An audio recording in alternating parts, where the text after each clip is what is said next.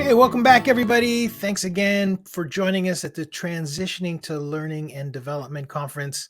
I hope you enjoyed the week so far. Today's the last day, and now we probably have one of the most anticipated sessions of the week here with Ashley Chiasson, uh, who is going to be talking about building your e-learning portfolio. Ashley is an award-winning instructional designer and e-learning developer with over 15 years of experience. I have been seeing her name coming across my desk for years and years and years. So she's definitely a vet of this industry. She's a senior e-learning developer at Trailingant, where she creates high-quality, binge-worthy compliance training, and she holds a master's degree in education and a Bachelor of Arts in Linguistics and Psychology. That is very cool. And with that, Ashley, thank you so much for doing this. It's an honor to have you in this event. And I'm just going to hide myself from the stage. You take it away. Awesome. Thank you very much for having me. I feel very flattered to be invited to give this session. It's been a little while since I've given this one, but I think it's an important topic and one that I hold near and dear to my heart. So I'm just going to go ahead and share my screen here. Welcome, everyone. I hope everyone's been having a very exciting event. We've all been enjoying things. All right, we get the screen up. Okay, so I just wanted to welcome everyone to building your portfolio, why you need to do this. In my opinion, my very humble opinion, I truly believe that a portfolio is the cornerstone of any L&D career. So my hope is really that by the end of this session, you have the motivation needed to get yours sorted out. So as Louise had said, I'm Ashley Chiasson. I'm the senior e-learning developer at Trailingant, where I create binge-worthy compliance training. Not a lot of people probably hear that. So if you're curious afterwards, don't hesitate to reach out. I will sing the praises of the courses and what we've been doing over there. I'm based out of Halifax, Nova Scotia, and like many learning and development, I'm an accidental instructional designer. Growing up, I wanted to become a speech language pathologist, so that's why I kind of went to school for linguistics, threw in a psych degree while I was at it. And then while I was applying for grad schools, which were very competitive, I needed to get a job. So I had a friend, she was a former teacher. She was working as an instructional designer. I'd never heard of that before. She was working as an instructional designer and her company really just needed some warm bodies. She said, hey, you're kind of smart. I think you could do this. So I hadn't heard of instructional design as a career option before, but I interviewed, I got the job. I think because of the linguistics degree, I think they thought I spoke a bunch of languages, but they didn't ask. I didn't say anything until the first translation project came through. And I really just fell in love after I got that job. So while I was in that role, I obtained my master's of education in post-secondary studies. I began working as a freelance instructional designer and e-learning developer.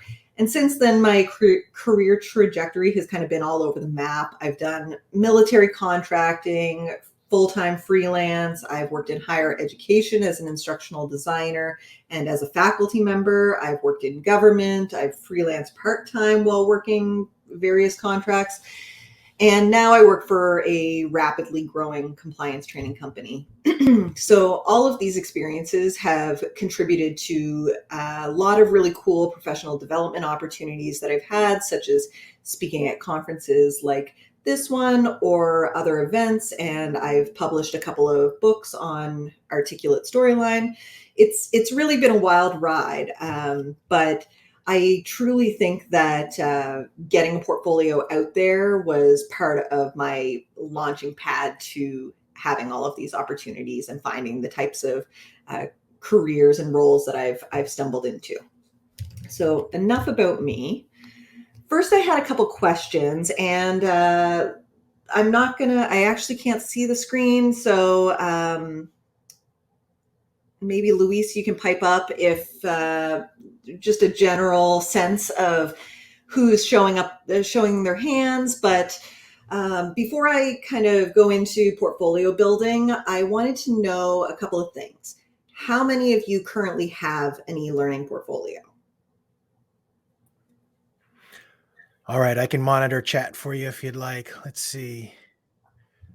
Can you see that at all? Like, I can't see it at all. No, okay, I didn't see my presentation. So okay. I'm really going in blind here. Sure, sure, no problem. Let me tell you. I think I saw Ashley was saying working on hers. Corey, not yet. Amber, Amber has one. Sarah, just working on hers. Let's see here. All right. Sorry, it's So, going by so it pretty seems like fast. there's some folks are all over the map of having yet started, might have one in the works, might have one established.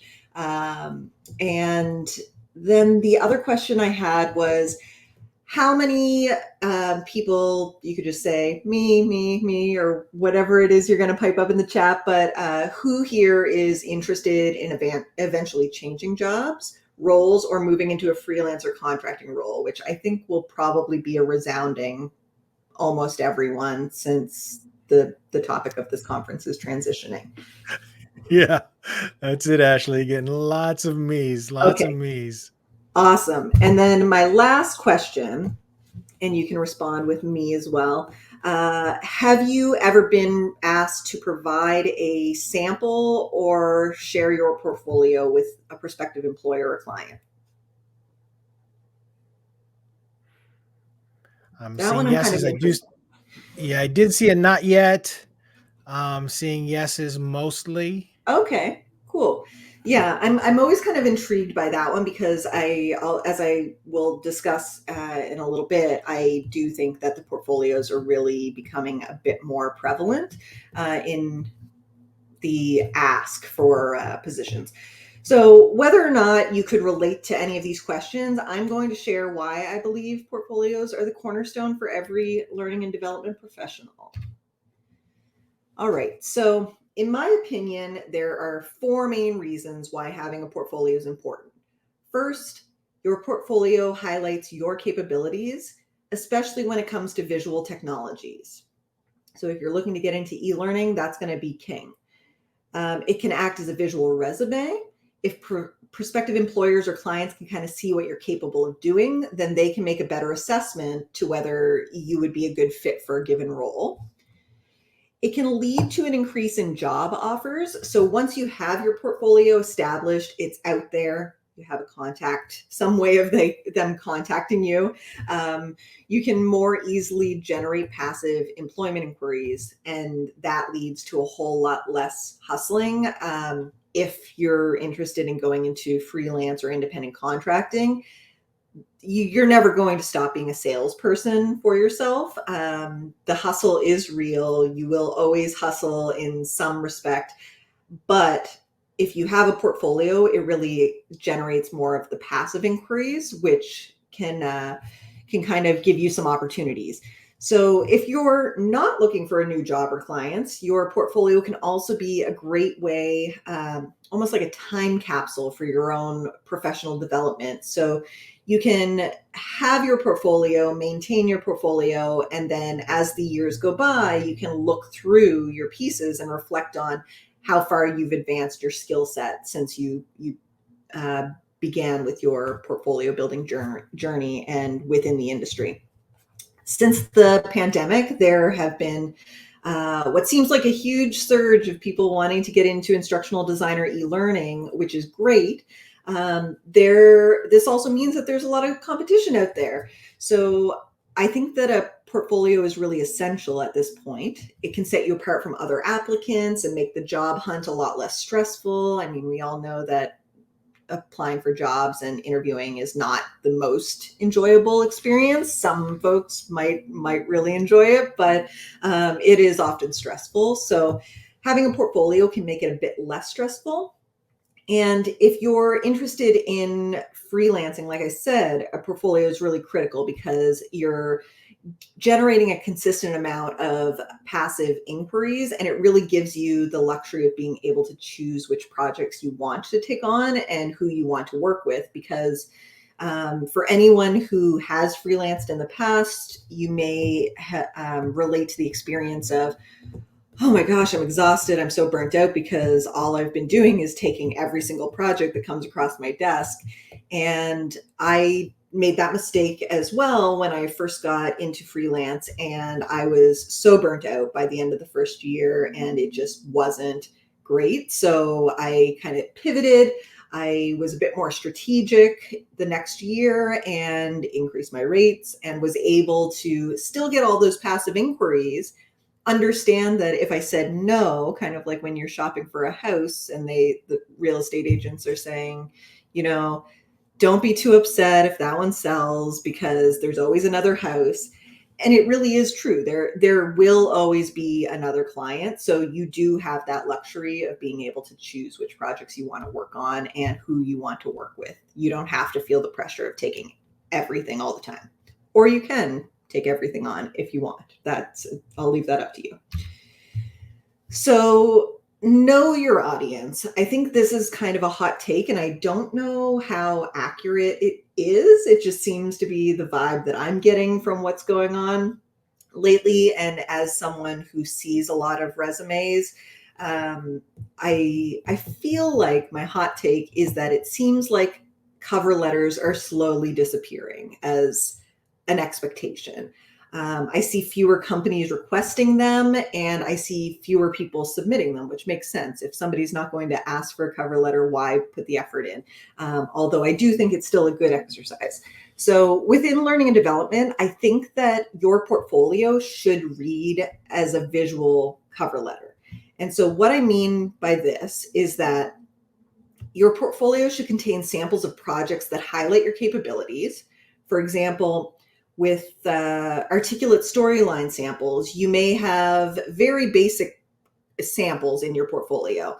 However, hiring managers who are looking for something very specific can usually see a simple looking sample, but recognize when complex elements have been employed, such as variables and conditions. When I'm looking at prospective applicants for e-learning development, I'm thinking, okay, well, this is what the type of programming that I need an applicant to know. And based on their portfolio, even if it's something simple like a tabbed interaction or a click and reveal, is there something creative in there that's showing that they've used more advanced elements within the authoring tool? So I'm not afraid when I see somebody's portfolio come through and it is a bunch of basic interactions, because the keen eyes can really dig deep and dispel what they're kind of looking for in those samples. I would say another recommendation is avoid including samples of projects that you wouldn't want to work on again. And I say this because if people see something, so if somebody's looking at your portfolio and they're thinking, oh, great, like that person's got this awesome Captivate project or Lectora project or this Camtasia video, they're likely going to inquire to see if you would like to work on a similar project because they see it there. They think, okay, well, that's great. And they want to work on that again. They're proud of it. So this is why I very specifically include only articulate storyline samples in my portfolio. Do I work in Rise? Yes. Do I work in Captivate? Yes. Do I still get asked, even though I don't have those samples in my portfolio, to work within these tools? Yes, but much less frequently than if I had a variety of tools featured in my portfolio. I know that I prefer to do storyline development if someone is hiring me for an e-learning development position, so that's what I show. And then, oh, sorry, I scrolled. There we go. Okay, we're back. So finally, if you're applying for a position and the company has a very specific style, you should build a sample or two that cater to that style, just as you would cater a cover letter to the job description. So an example of that could be when I first started at Treliant, they had a very clear newscasty style theme to their courses.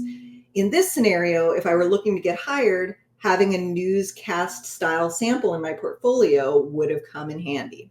So that's really what I mean by knowing your audience, and you've done your research like you would research for a cover letter, and you're really catering your portfolio to the job that you're applying for. So there are common challenges. I know that.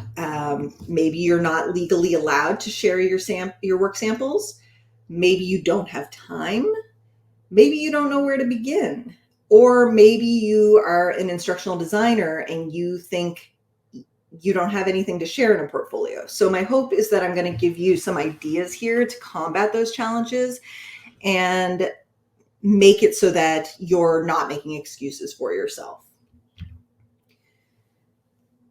The most popular thing that comes up when I deliver this session, almost every time, I have a lot of people asking about sharing work that isn't legally allowed to be shared. What I recommend to individuals experiencing this problem is to sanitize your samples.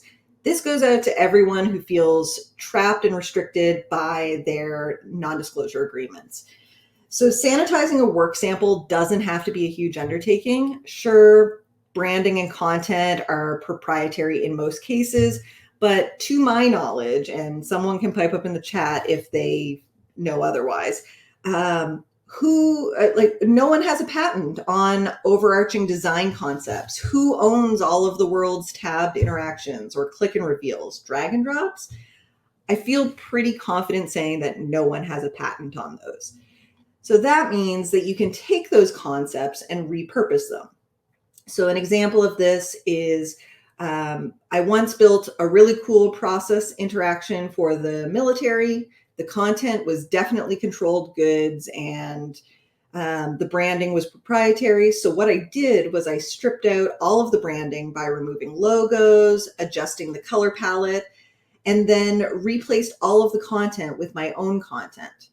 So I just Googled or thought of how to make scrambled eggs, and chose some topic and then used that as the basis for my process interaction. So I then replace all the content with that, and you can even use placeholder text in lieu of actual content. So there's a ton. I'm not sure if everybody's aware of them, but if you Google lorem ipsum generator, you can find all kinds of crazy things like cat ipsum or cupcake ipsum or bacon ipsum. There's lots of cool placeholder text generators that are out there that you can have fun with. So once you take a few of those steps, you can sanitize a work sample pretty quickly and put that in your portfolio. Now, this next slide is going to make everybody cringe and your butt cheeks clench, and it's doing the same for me, I promise. So challenge yourself. Now, before taking the leap into, let's first talk about the elephant in the room. What was going on with these patterns? I had something going on for pattern backgrounds. I was super stoked on it. Rounded rectangles. It's not great, but before taking the leap into full-time independent contractorship, I knew that I needed some sort of portfolio. I had been freelancing part-time for several years. I was getting a lot of "can we see your portfolio" questions. At the time, I had a full-time job with clients predominantly in the defense sector, and all of my coolest work samples were classified as controlled goods. I wasn't able to share any of my professional work, and it felt really defeating. It would be cool to be able to show, this Xbox Connect gesture-based training that we built, or this augmented reality of aircraft piloting. It'd be cool to show some of that, but I wasn't allowed. So I had worked for this company for years and couldn't take away any of my best work to use in a portfolio. So after I wallowed on this for a bit and finally found some downtime, I got serious. I created my first two samples. The first was a tabbed interaction with hotspot pop-ups. It was designed to teach you how to bathe a cat. So I'm a crazy cat lady. When in doubt, go with what you know. I didn't really know how to bathe a cat, but WikiHow came to the rescue with some hilarious illustrations, and that simple tabbed interaction is still a hit with clients or folks who visit my portfolio. Second was inspired by many of the small business books I had read. I wanted to share brief reviews, so I created a hotspot-based interaction that had book reviews within scrolling panels. None of it was revolutionary, but they were really the launching pad for my portfolio. So my moral of the story here is that when you're feeling defeated, challenge yourself to be creative. And going back to what I had previously said about a portfolio as a time capsule for your professional development, like I look at these and think, what was going on 10, 15 years ago? But I'm so glad that things like you've advanced, you've grown, you've learned so much. But who is she? Who was she back then? I want to know. Where did you find these patterns? Okay. So challenge yourself. That's number one. And I will go back to that when I get to where you can find some inspiration. I will come back to that point. So before you doubt what you can and cannot include in your portfolio, you need to ask your clients or company what you can and cannot share. Many times I encounter individuals who are too afraid to ask for permission to include content in their personal portfolio. Some people are nervous that their organization might think that they're looking for another job, even if they're not. Some people may assume that because they've signed a non-disclosure agreement, they're unable to ask. And some people might not know whether they even want to ask. So regardless of how you feel, asking is a very easy step in the portfolio building process. It may save you some time in that you won't have to think too much about what you want to include or building something from scratch. In my portfolio, there's not a ton of work samples because of non-disclosure agreements, but the ones that are there because I asked. You can also modify your request, so it doesn't have to be an all or nothing situation. You can explain the different options for sharing a portfolio piece. So some organizations or clients will be fine with you sharing a full interaction or course, but in my experience, most aren't. And what I recommend for those who seem to stonewall you at that point in the request is to ask whether you can simply share a screenshot and a description, which in my case is what I typically do. And that description would explain the process behind what you did with the project. Or you can ask if you could do a screencast walkthrough, so do a video demo of you walking through the project, and then you can demo the full course without giving the goods away for free.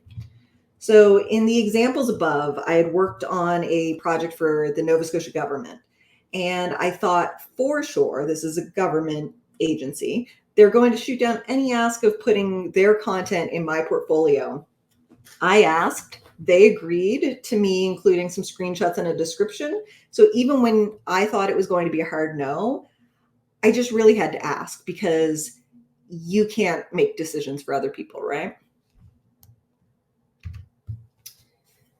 But I'm an instructional designer. I can't have a portfolio. And to this, I say lies. So what? You're an instructional designer. That's fantastic. I get that question a lot. I'm not an e-learning developer. What can I put in my portfolio? And I think that there's a big misconception about not having anything to share in a portfolio when your role is less visual than that of e-learning development. There are lots of things that you can share. Portfolios aren't limited to e-learning samples. As an instructional designer, you likely create needs assessments, course development plans, storyboards. Here I've got an image of a very simple Word storyboard and a course development plan. You could have a visual storyboard that you did in PowerPoint or something to that effect. So these are all things that you can include within your portfolio. Not only are these elements interesting to prospective employers, but it's interesting to other instructional designers or learning and development professionals who are working within similar roles. One of my most popular screencasts is a time lapse of me populating a storyboard in Microsoft Word.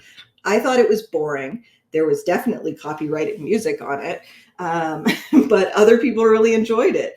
So there are individuals who have built entire brands on their process documentation for things like scenario and branching design. What doesn't really seem exciting to one person is fascinating to another. And if you're applying for some of these roles that are more heavily geared towards the analysis and evaluation phases and the design phases of instructional design, these are important pieces to have within your portfolio.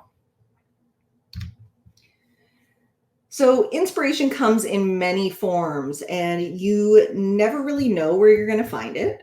When it came to e-learning development, there were a few places that I sought creativity. For me, the Articulate e-learning Heroes challenges were huge when it came to kickstarting my motivation, because half the battle is your own imagination.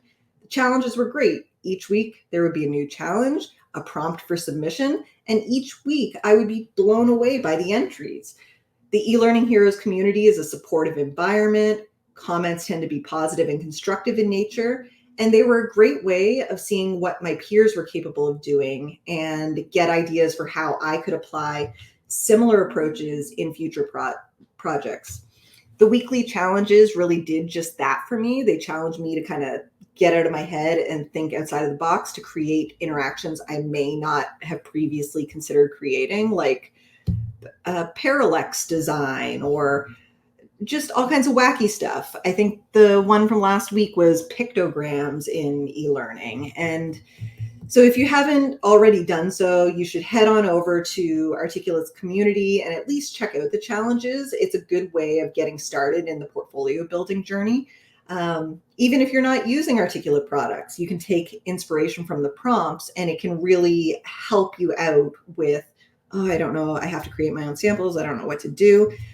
David Anderson has 385 challenges right now. I think they started in 2017 or earlier. So definitely a great place to start when you're looking for ideas. Websites are also a great place to find inspiration. Not only can you marvel over design of certain websites, but you can examine the user interface and kind of think about, how could I replicate certain elements within your own portfolio pieces, whether that's a storyboard or like some crazy tabbed interaction or a custom menu or something like that. Media also has a wide range of inspiration. So instead of mindlessly scrolling the next time that you're browsing the internet, TV, a streaming platform, or an app, take note of some of the elements, the design elements that make each platform unique, and consider how you might apply those to a learning context and a portfolio sample. Fear will only hold you back. You really just need to let it go, have nothing to lose. If I would have been told years ago that I would be standing in front of large groups of individuals, many of whom I respect and idolize myself, and delivering a presentation, I would have told you you were nuts, you were out of your damn mind. I was always the kid in school who would take zeros when an oral presentation was required. I'm slowly conquering that fear. When I first started building my portfolio and participating in the eLearning Heroes community challenges, I was terrified to share my work, because in an industry with so many talented people, what authority was I to make people look at my work? Once I started to let go of that fear and the fear of what will people think, or will they judge me, I was able to share my work and grow my portfolio and grow as an e-learning professional, because, as I said before, the feedback is generally positive or constructive in nature. So it really helps you grow. So your harshest critic is always going to be yourself. And we all just need to get over ourselves a little bit so that we can be successful industry professionals. So in the same vein of letting go of fear, you should put yourself out there. Most of us feel imposter syndrome. And when you've worked on a project for so long, sometimes you can no longer see the forest through the trees. But there are a world of people who might feel differently about your projects than you do. If you've worked on a cool project, submitting it to some sort of showcase like the eLearning Guild's demo fests can bring your projects to a massive audience, and doing so may help build your confidence in the hard work that you've been putting forth. Even if you aren't submitting your projects for awards, you can always share your work out loud to like-minded communities, like via your website or on LinkedIn or on Twitter. So here's an example, and we'll see where we took the inspiration from. So at Treliant, we have a theme that we have adapted year after year, but it took inspiration from key places, and we continue to run with that because it really is engaging and it works. Our courses take inspiration from the news in that they have hosts, reporters. We have lower thirds. In our early days, we used to have a little ticker down at the bottom. We take inspiration from streaming platforms like Netflix in that we're creating bite-sized episodes to make our training binge-worthy.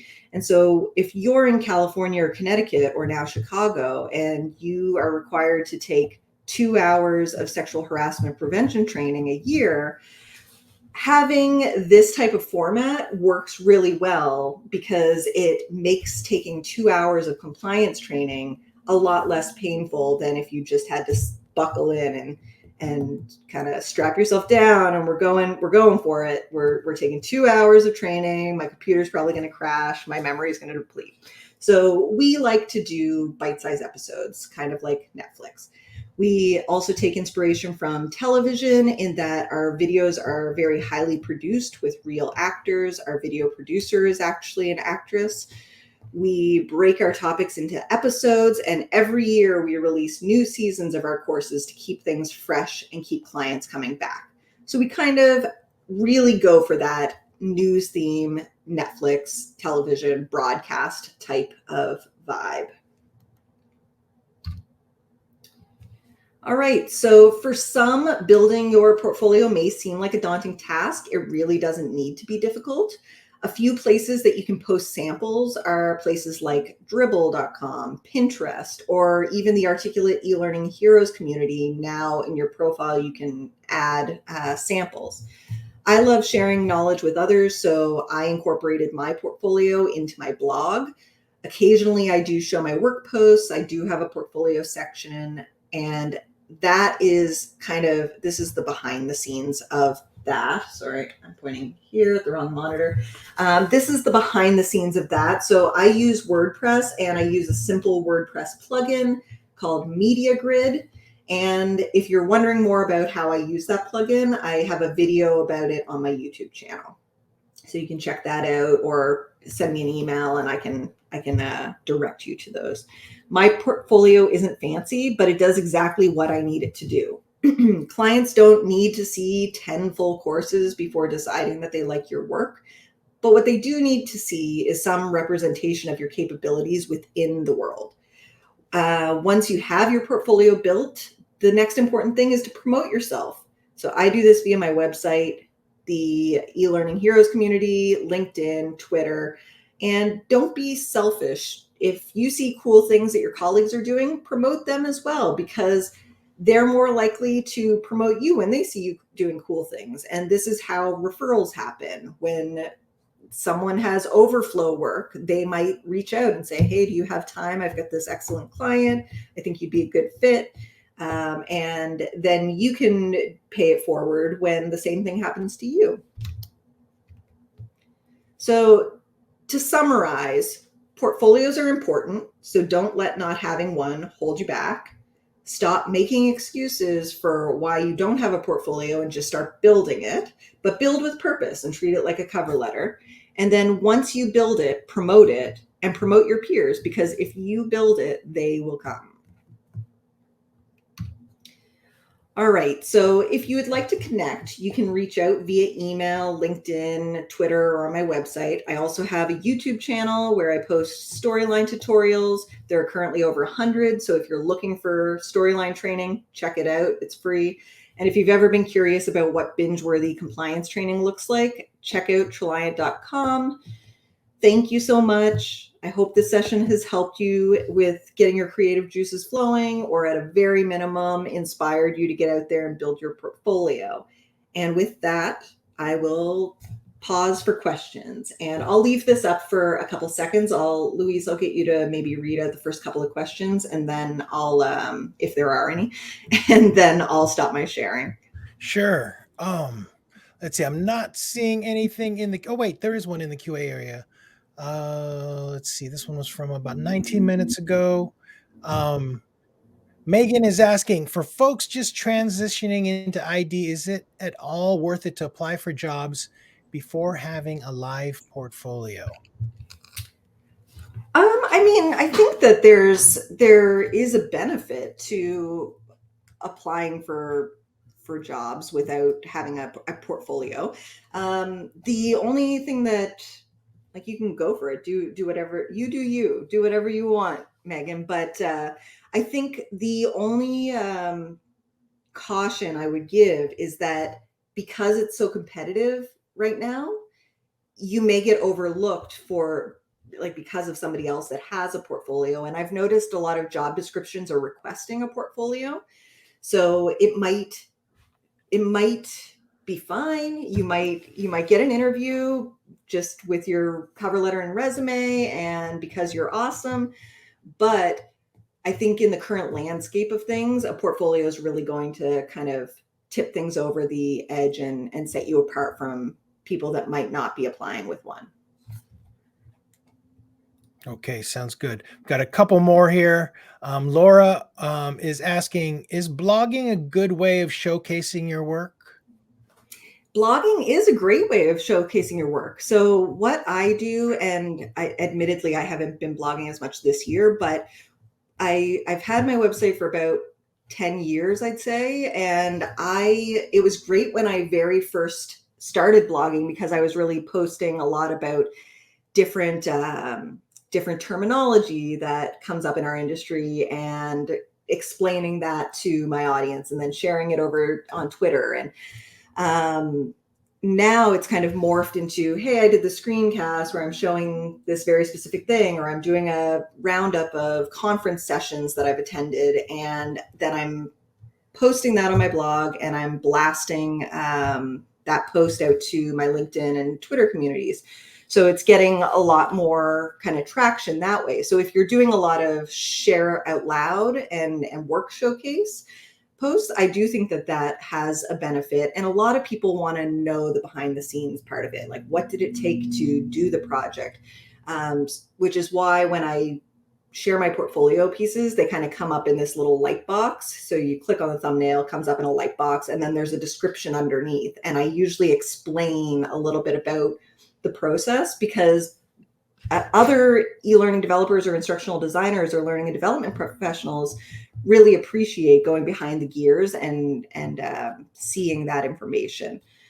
And I prefer to work in WordPress. I've not really worked in Weebly that much, but I've been in WordPress since before I was in learning and development. So it was just an easy transition for me.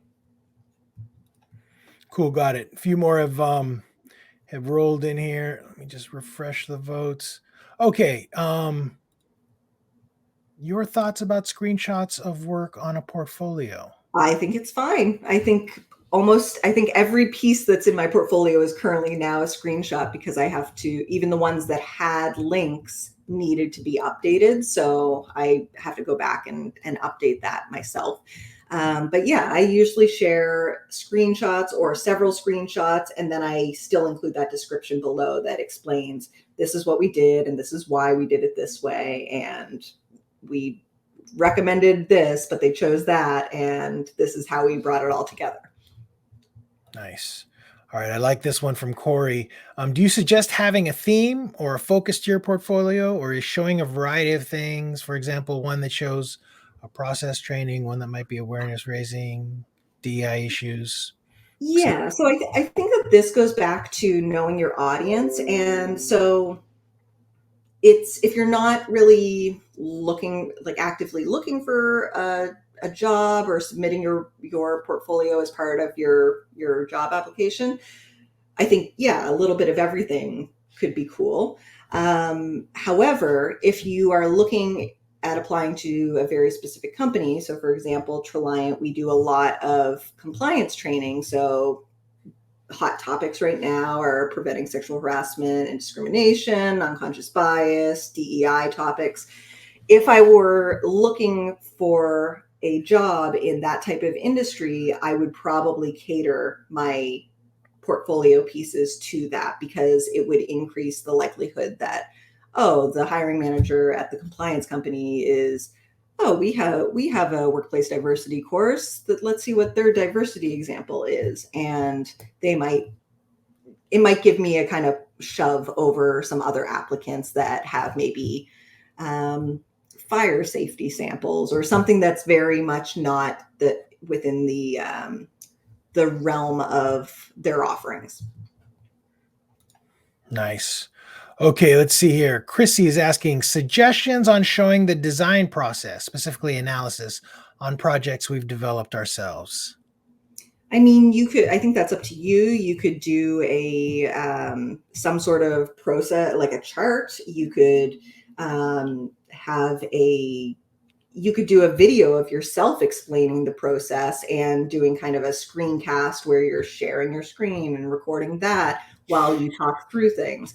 You could do if you have Articulate 360, you could do a Rise interaction that just very linearly shows how you went through that process.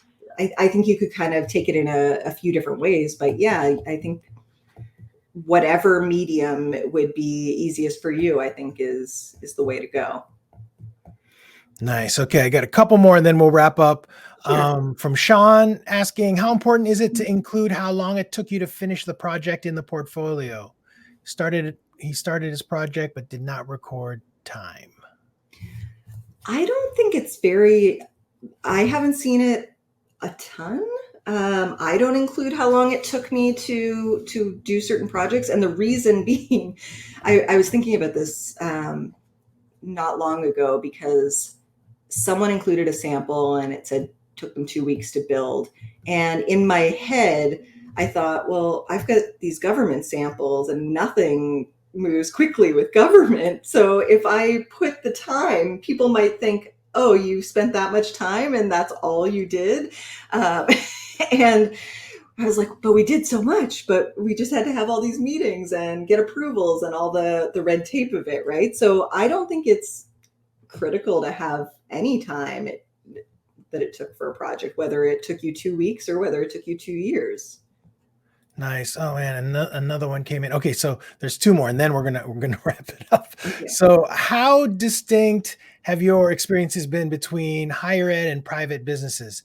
Have you found that ID roles in each space have similar or very different needs? That one's from Josue Rodriguez. I have experienced very distinct differences between higher ed and corporate, and I think that's they do have different needs. My perspective from higher ed might be different than some others in the US or in Canada, but when I was working in higher ed, I was the instructional designer. I was not allowed to actually do anything. I just had to guide the faculty members through the process because of faculty collective agreements. And so the faculty were actually required to be the doers. I just had to make sure that the standards were being applied, and we were building the courses to be instructionally sound courses and following our organizational standards. So I found that higher ed, it leaned a lot heavier on the analysis, design, implementation, and evaluation. Development was really not there. Then I went into community college, and that was all development and curriculum development as well. So it was a bit of everything. And corporate, in my experience, I feel like, yeah, there have been roles that I've been in that I've had to flex my other instructional design skills for different phases, but most often I'm working in the design, development, implementation phases of things. So I think it really just depends on the company. That's an interesting question. Um, Mila is asking, how much time do hiring managers spend on average viewing a portfolio? I cannot speak for all hiring managers, nor am I a hiring manager. I'm just someone who on our team that has reviewed portfolios and advised. I usually go through everybody's interactions. It does help if you're like if you have 10 things in your portfolio, I'll go look at all of them. But it is helpful if you unlock the navigation. So if it's an e-learning interaction, making sure that the navigation isn't restricted so that you're being mindful of the reviewer's time as well. I think it depends on what's in the portfolio and what I'm also looking for. So if I'm looking for something very specific, I might be doing a deeper dive on, if you have full courses in your portfolio, I might be doing a deeper dive to make sure I hit all of the pages so that I know whether you're using certain skills. Excellent. Okay. I think that's it, Ashley. And sorry, my camera, it kind of, I think it's overheated or something, but also I can't have my image up there. But yeah, that's been great. Thank you so much for this session. Those were all wonderful questions as well. So I really enjoyed your presentation, and thank you for sharing this with the community. Yeah, no, thank you again for having me. Like I said, it's an important topic. It's one that I don't know how often it's being discussed anymore, but I do think that we should all have portfolios and should be treating them like our cover letters. Excellent. Yes, I totally agree. Well, if there's anything at all that TLDC can do for you, just reach out. Happy to help with whatever I can. And again, thank you for spending your time with us this Friday. And with that, everybody, I'm going to close it out. Don't forget, we've got a couple virtual tables going on, starting up in just a little bit, and then our final session of this event at 2 p.m. Pacific, 5 p.m. Eastern, is with Lainey Istvan, the language of ID, commonly used industry and business terms in the field of instructional design. Lainey specializes in this stuff, so it'll be a great way to end the event. Thanks again, Ashley, and we'll see everybody later.